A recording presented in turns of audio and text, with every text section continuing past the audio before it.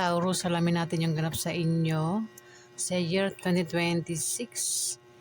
Kung hindi mo ito tumama sa inyo, Taurus, maaaring ito tumama sa kapwa mo, Taurus, o maaaring tumama ito sa mga kakilala mo. Umpisa na po natin. Ganap kay Taurus sa year 2026. Ganap kay Taurus sa year 2026. Ganap kay Taurus sa year 2026.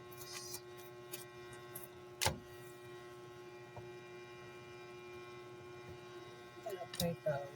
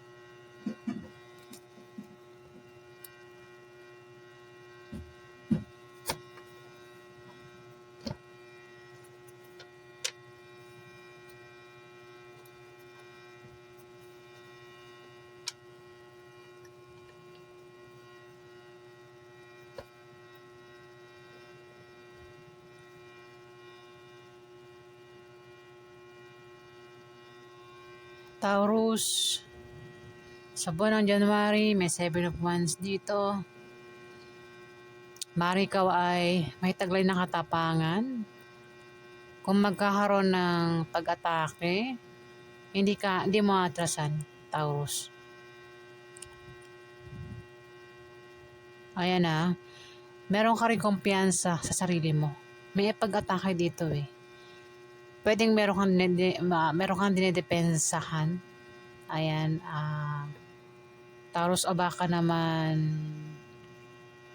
patungkol ito sa parang patungkol sa kaperahan. Kung sa pera ito tinutukoy, parang may atake sa'yo na patungkol sa pera. O isang tao na maring member ng pamilya mo, kamag-anak mo, maring ito ay karelasyon mo, Taurus, sa maring magkaroon ng away, alitan sa inyo, conflict sa buwan ng January. At posible kayong magkahiwalay ng taong ito, Taurus, sa buwan ng January ito. Kasi may pag-atake dito. Pwede ikaw yung matake sa kanya o siya yung atake sa'yo. Pwede nga magkaroon ng away sa inyo. Pwede awayin ka niya o awayin mo. O kung naman klaseng pag-atake ang gagawin dito, no? Sa buwan ng February, Taurus, may 3 of Wands dito. 3 of Wands, nahihilo ako. Bakit ako nahihilo? Ayan. Taurus, 3 of Wands. Sa buwan ng February ito, maaari makita mo na ang bunga ng pinagtrabahuhan mo o ng pinagsikapan mo, Taurus, sa buwan ng February. Pero kailangan mo rin yung bantayan. Ayan, Taurus, pwedeng negosyo yan, o kung nagpapagawa kayo ng bahay, o kung naman yan na pinaghirapan mo, pinagtrabahuhan mo, pinagsikapan mo, makikita mo daw yung bunga na o resulta sa buwan ng February. Pero kailangan mo raw bantayan. Kung may mga account ka sa online, sample ko Facebook, di ba? Yung Facebook, pwede kang kumita dun eh. Makikita mo na yung Facebook mo lumalago. Makikita mo sa buwan ng February, Taurus. Yung nga lang, parang nakakalimutan mong bantayan ito. Yung sinasabi rito na bantayan mo raw, Taurus. Kasi mukhang nakakalimutan mong bantayan. Maaari din na sa buwan ng February, Taurus, kayo ay magpe-perform. Baka iba sa inyo ay dancer. Baka sumali kayo sa contest sa buwan ng February, Taurus. Ayan, magpe-perform ang iba sa inyo, Taurus. Pwede rin na baka kayo ay sikat na artista at magpe-perform nga kayo sa buwan ng February, Taurus. Ipapakita mo rito kung saan ka magaling, Taurus, sa buwan ng February. Skills mo, ipapakita mo. Sa buwan naman ng March, Taurus, Ace of Swords, nakabaliktad. May mga balakid, may mga hadlang sa'yo sa buwan ng March, Taurus, sa mga balak mong gawin. Sa mga, halimbawa, meron kang pagkakabalahan sa buwan ng February, Taurus. May balakid, may mga hahadlang dyan sa mga, wait lang, tinaman yung camera. Sorry guys. Ulitin ko ayan. Meron na kayong pagkakabalahan sa buwan ng February na may manggugulo sa inyo, maring hadlangan ka. Ang mga taong ito, Taurus, ang mga taong ito ay maring naiinggit sa iyo. Saka unang meron ka. Hadlang at balakid. Maraming balakid sa mga plano o kung naman yung gusto mong gawin, Taurus, sa buwan ng March. Sa buwan naman ng April, Two of Swords, maaaring malampasan mo na o nalampasan mo na o malalampasan mo na. Ayan. Kung ano man yung pag pinagdaanan mo. Kasi dito sa sa buwan ng ng March, marami kang dito, mayroon kang pinagdaanan dito na may mga iba, mga balakid, hadlang sa mga gusto mong gawin. Pero sa buwan ng April, malalampasan mo na. Kaya dito babalansin mo na, Taurus, sa buwan ng April. Kung ano man yung babalansin mo.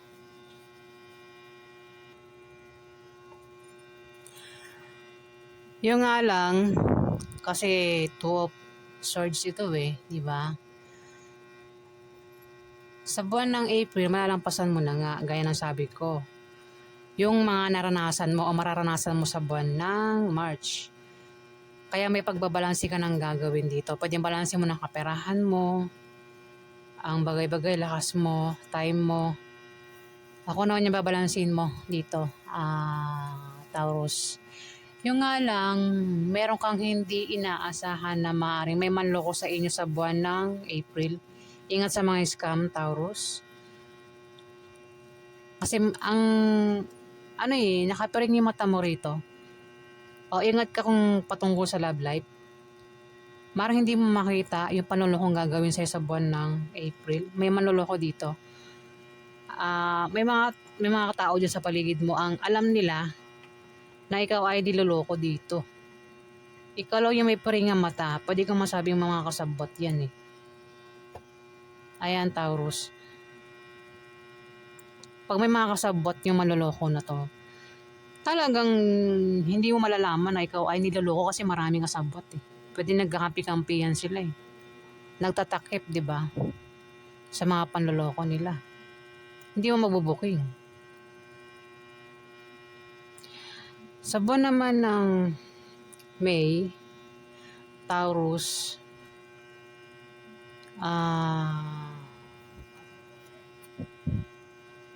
King of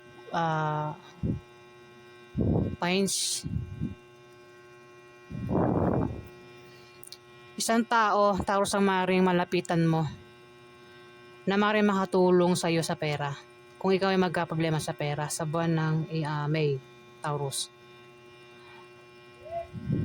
Ayan kung ikaw ay magka-problema daw sa pera, may tao malalapitan ka. Pwede pautangin ka o bigyan ka ng taong ito. Pwede rin naman na ikaw yung merong matutulungan dito sa pera, Taurus. At mukhang magkakapera nga ikaw o kung sino mo ito magkakapera, Taurus. So, kasi ang King of Coins, isa itong sumusuporta ito Ay, hindi, King of Coins pala ito. Isang tao na mapera, ito. Pwede may edad na to Pwede tatay mo, uncle mo, boss mo, Taurus. O kung sino pa yan na mapera ito Kumbaga, malalapitan mo nga ito. Pwedeng mautangan mo. Bigyan ka ng pera nito, Taurus. Sa buwan naman ng June, may taong galit dito, susugod Maaaring magkaroon ng away sa inyo. Conflict. Kasugod ng taong ito, Taurus. Knight of Swords eh. Ang taong ito ay matalino. Hindi. Tama, Knight of Swords. Matalino. Diretso. Palagi may opinion. Di ba palagi may opinion, talagang mapapaaway ka pag ganyan. Masakit magsalita. Pwedeng meron lang siya wait, hindi ko banggit. Ulitin ko. Pwedeng meron siyang dinedepensahan. Ayan. O nangangatwiran. Pwede magkaroon ng away sa inyo ng taong ito. Libra, Aquarius, sa Gemini ang kanyang zodiac sign. Ayan, conflict sa inyong dalawa. Pwede ka mag-anak mo yan, member ng pamilya mo, asawa mo, anak mo, o kung sino pa yan sa buhay mo. Taurus, Libra, Aquarius, sa Gemini zodiac sign.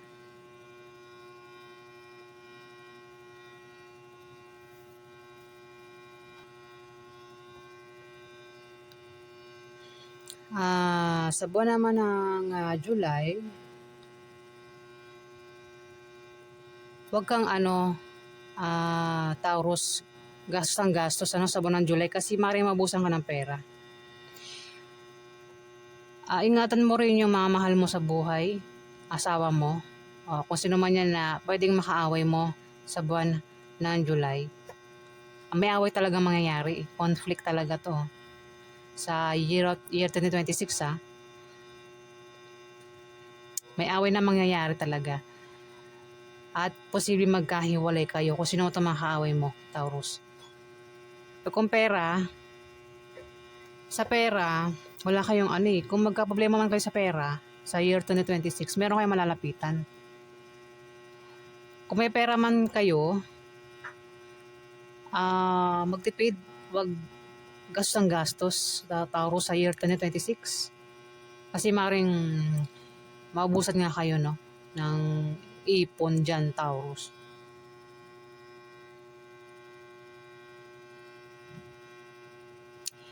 Naipundar. May mga naipundar ba kayo, Taurus? Ayan, ingatan na maubos yung mga naipundar nyo sa year 2026.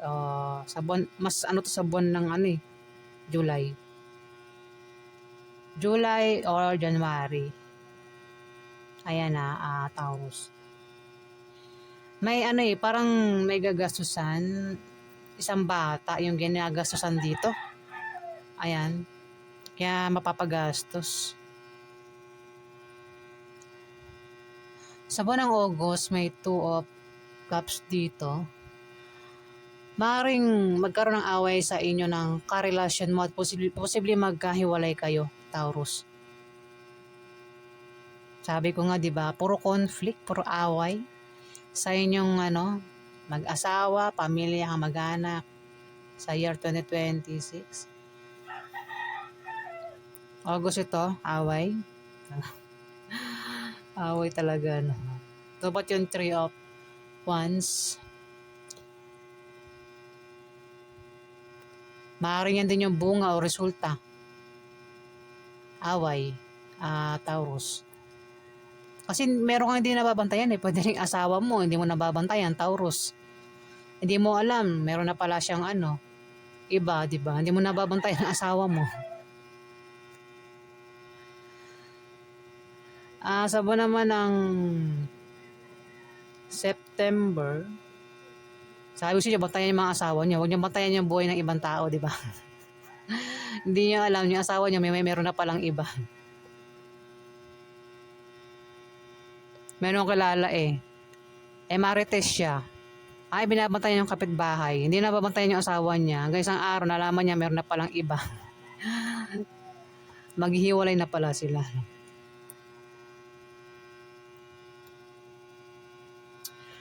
Sa buwan ng September, may 2 of Coins, 2 of Pentacles ito. Meron nga pagkakabalahan sa buwan ng September na ikaw ay busy. Maaaring sa trabaho mo yan, sa negosyo mo, sa bahay nyo, kung saan pa yan na pagkakabisihan mo. Busy ka sa gagawin mong yan sa buwan ng September, Taurus. Yung nga lang, may darating na message, mensahe, balita, tawag. At paghandaan mo yung darating na yan na mensahe, pwede masama o mabuti, Taurus.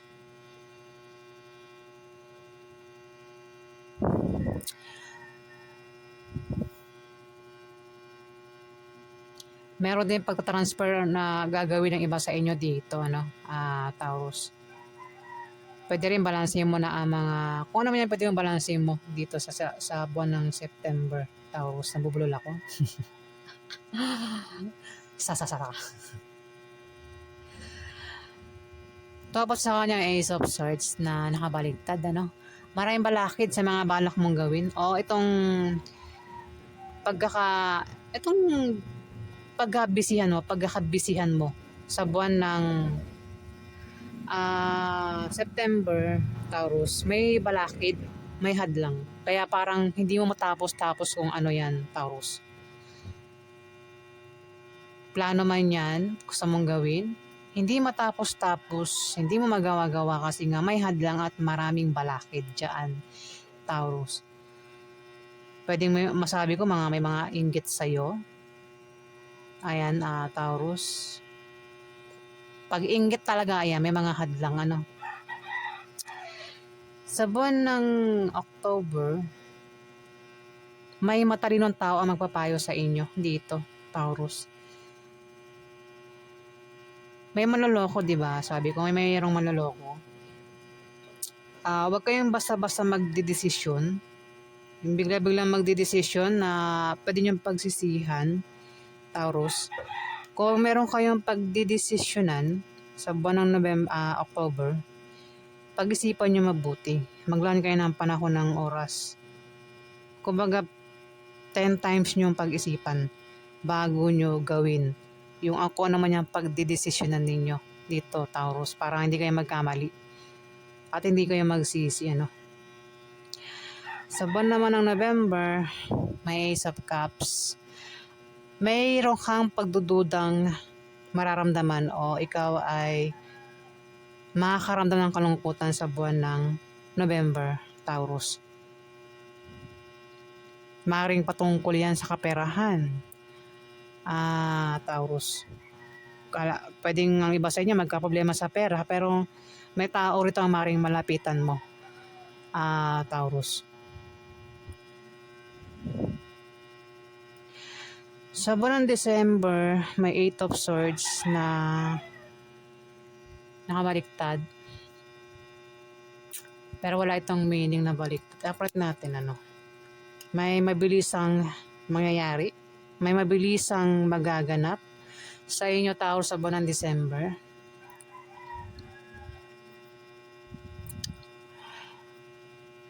Maaring 8 of Swords, maaring 8 of Wands pala ito. Maring meron kang mabilis ang pagdidesisyonan nga. Pero sabi dito, wag kang basta-basta magdidesisyon. Ayan, nabubulol ako. Kung hindi man ikaw yung magdidesisyon, may tao rito ang biglang magdidesisyon na kilala mo, Taurus. Biglaan lang ito. Biglang nagdesisyon, na hindi pinag-iisipan. Ayan, pwede magsisi. Maaari din naman na may maantalang pangyayari. May mauudlot na mangyayari dito. Dahil maring nagka-problema sa pera o kung saan man yan problema, maaari din na may mga grupo dito ang mag-away-away, Taurus, sa buwan ng December ito, year 2026. Grupo, kung meron kasi nasaliang grupo, online man o sa lugar nyo, pwede mag-away-away yung grupo nyo kasi may taong galit dito. May taong galit sa buwan ng December at pwede mag-away-away. Conflict talaga yun. Maraming away dito sa buwan ng sa year 2026. Ayan, Taurus. May tang ulo. Pwede ikaw yan, Taurus. Kung di man ikaw yan, kilala mo yung taong yan. May tang ulo. Pag may tang ulo, malamang magkakaroon ng away.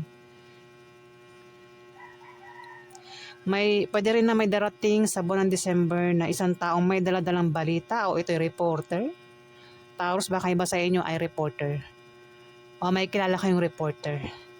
Pwedeng lumapit sa inyo reporter nito sa buwan ng December. Maraming Taurus, bahala kayong tamaan ng reading na to ha. Kung hindi man sa inyo tamama, sa ibang Taurus ito tatama. Ayan.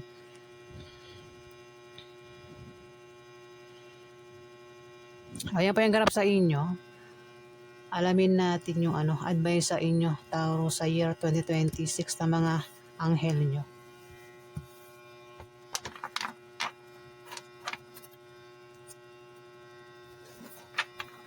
Advice po sa mga Taurus.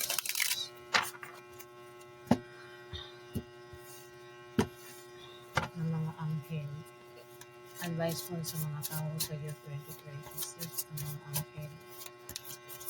Ay, camera, gumagalaw, palagi nasasagi. Advice sa mga anghel ni Taurus sa year 2026.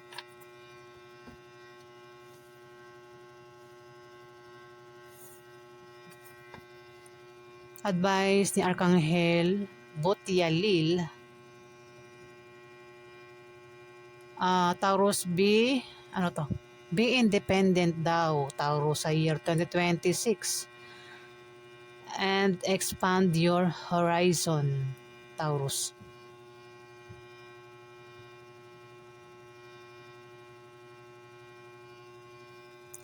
Advice naman sa inyo ni Arkanghel Felia. Ang hirap banggitin. Felia. Mabala na kayo. Mag-correct ng binabasa ko. Kakaiba yung mga pangalan nila. Ayan. Advice sa inyo. Honor animals. Ayan. And communicate with different species, Taurus. Ayan. Basahin nyo lang din, Taurus. Yan yung advice sa inyo ni Arkanghel Felia. Kayo na lang mag-correct ng pagbasa ko ng pangalan niya. Hindi ko alam kung tama yung pagbasa ko. Advice naman ni Arkanghel Porlimic. Makakaiba yung mga pangalan nila, Advice niya sa inyo, let nature suit you and serve the nature kingdom, Taurus.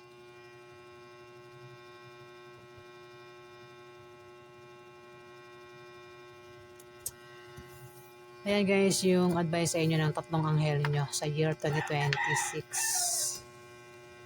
Ayan, maraming salamat po guys sa mga nag-like at nag-subscribe. Maraming salamat din po sa mga nag-comment ng maganda.